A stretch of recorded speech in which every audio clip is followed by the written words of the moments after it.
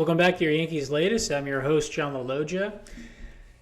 So I want to talk about, do the Yankees need a culture rebrand?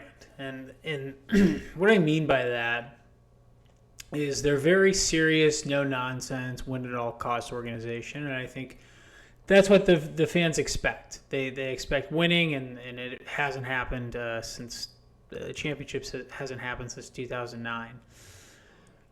But the culture in the clubhouse, it feels like there's no accountability. Or there's sort of an echo chamber where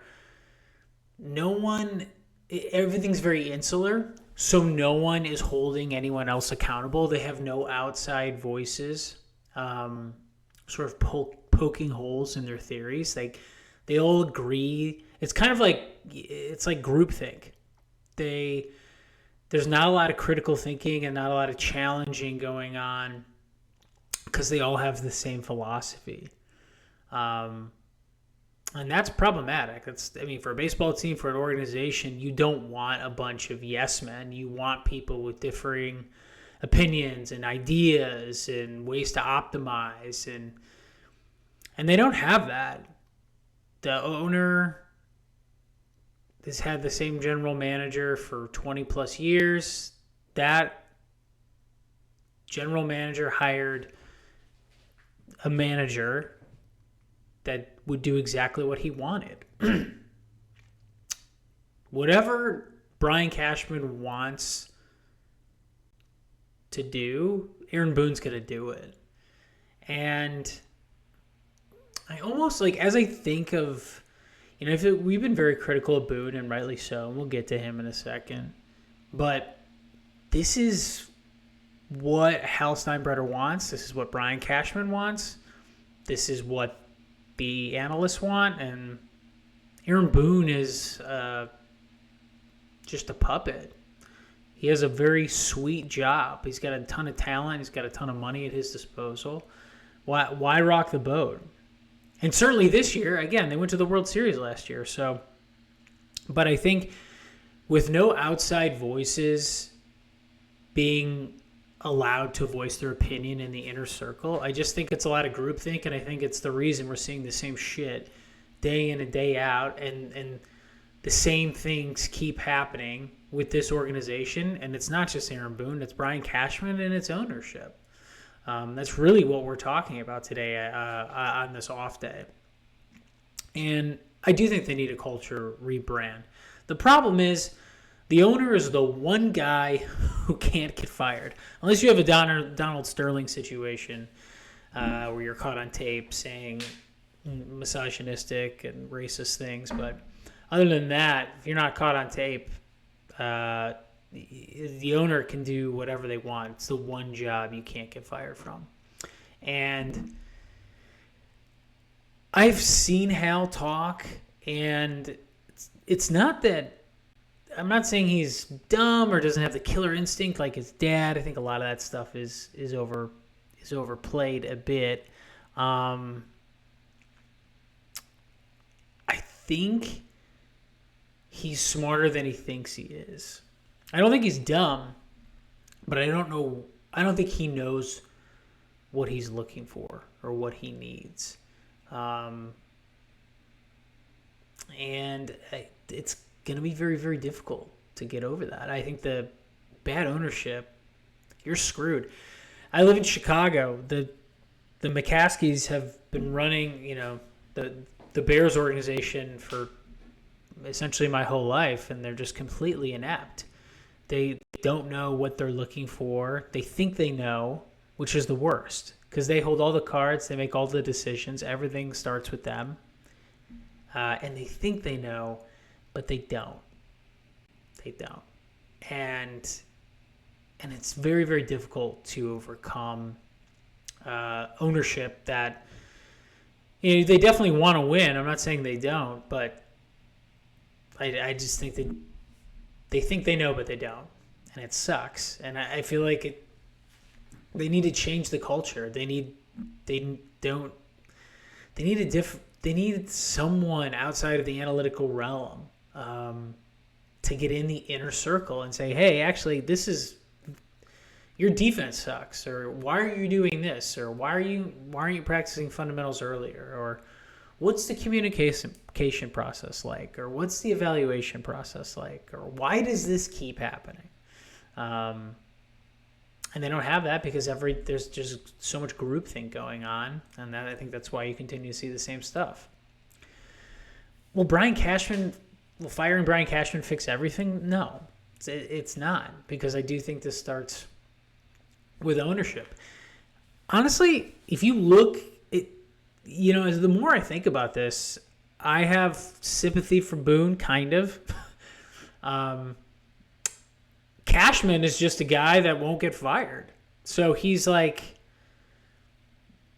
he's like, well, this is what I do. And if you don't like it, you can find a better general manager. But, the Steinbrenners clearly have immense loyalty to him. And obviously he's brought them, 4 or 5 World Series championships.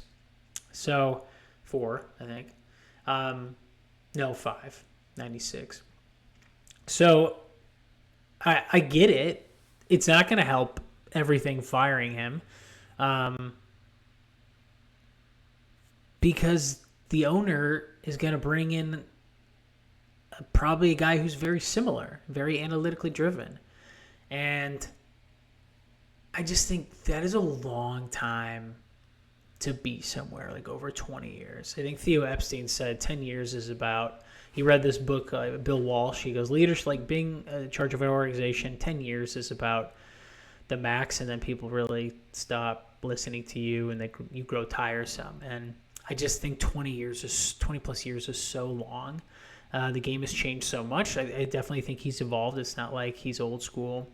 But I do think he's a little bit analytically driven, and I just think he has too many yes men around him. And unfortunately, you're going to keep seeing the same issues that keep popping up time and time again, because there's only one guy that's his boss, and he's not going to get fired. So I don't think it's going to fix anything, because if he gets fired, ownership's just going to bring another guy in like him. I honestly, the more I think about it, Boone is the right person. I wouldn't say for the team. I would say for this organization. Organizations win championships, whatever.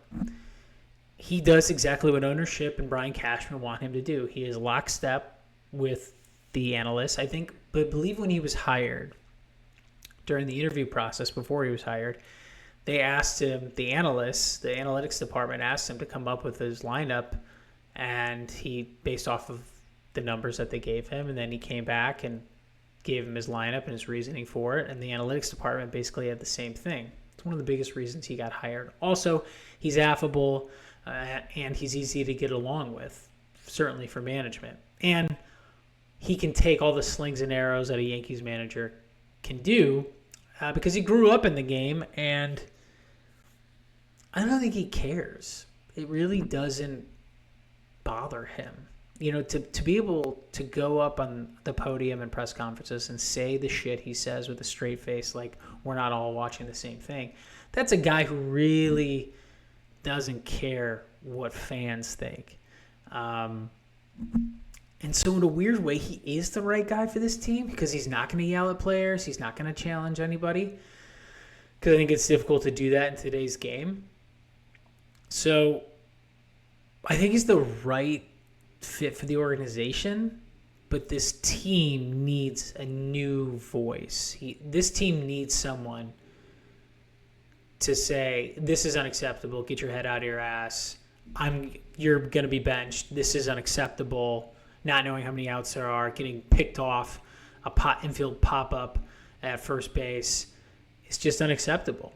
And then to accept, if all things considered, I do the same thing again, what Jess Chisholm said, this is unacceptable. There needs to be ramifications. But I think it's hard, because, people keep bringing up the Brewers in Pat Murphy. Well, the difference is, and I don't think that's a fair comparison, because with Pat Murphy and the Brewers, What's the Yankees payroll? $400 million? The Brewers is less than 200. But Pat Murphy can legit get in players' faces and say, you're sitting, or I'm benching you, or I'm pulling you out of the game, or this shit is not acceptable. Or calling them out in press conferences, which he does. If a guy's not hustling or whatever, he doesn't give a shit. He doesn't care. Because the reason is that these guys, other than Yelich, are really not making much money. And they're not tied to long-term contracts with these guys. Whether, with the Yankees, they're making tons of money, and these are locked-in, guaranteed contracts. So if you piss off a player, you're screwed. Because baseball is such a mental game, and these players have already been paid, and you're locked in with these contracts. And so the cost-benefit analysis of Pat Murphy being like, fine, this guy costs nothing. We'll bring up another guy from player development or whatever.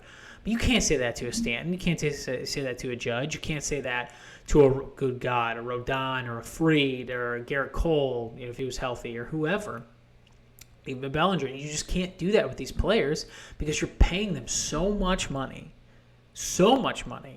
with the expectation that they are going to be on the lineup every day. And Boone just doesn't have that luxury.